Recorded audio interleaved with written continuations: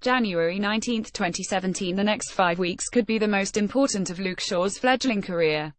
The left-back has been ignored by Jose Mourinho since being hauled off at half-time of Manchester United's 4-1 EFL Cup win over West Ham in November, but he is fully fit and expected to be given another chance in the next few games.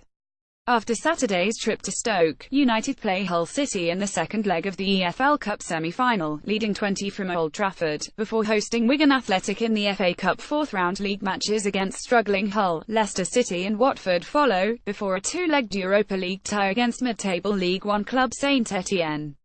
United are unbeaten in 17 matches and Mourinho can reasonably expect them to stay that way before the short trip to the Etihad Stadium on February 26. Shaw is clearly not trusted to play in the biggest games yet, so his future under Mourinho could hinge on his performances in the relatively kind run of fixtures ahead, before the business end of the season begins. The defender started the campaign promisingly after returning from 10 months on the sidelines with a double leg break, but he has since faced public criticism from Mourinho for his part in Watford's second goal in United's 3-1 defeat in September, and for apparently not playing through the pain barrier against Swansea in November. There is also the issue of Shaw's brother appearing to criticize Mourinho on Twitter.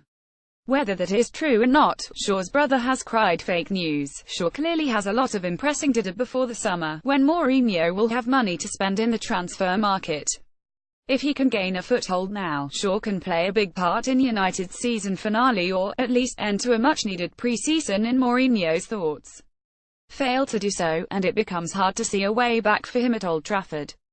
Mourinho's tough approach to some of his players was initially questioned, but his success at managing Henrik Mkhitaryan suggests there is hope for Shaw. Even after his spell in the wilderness, Mkhitaryan emphatically took his chances, though, and Mourinho will expect Shaw to do the same.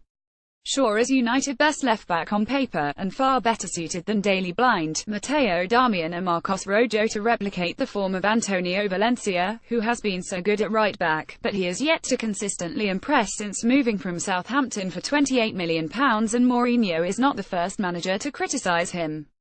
On more than one occasion, Louis van Gaal was harsh in his assessment of Shaw's performances.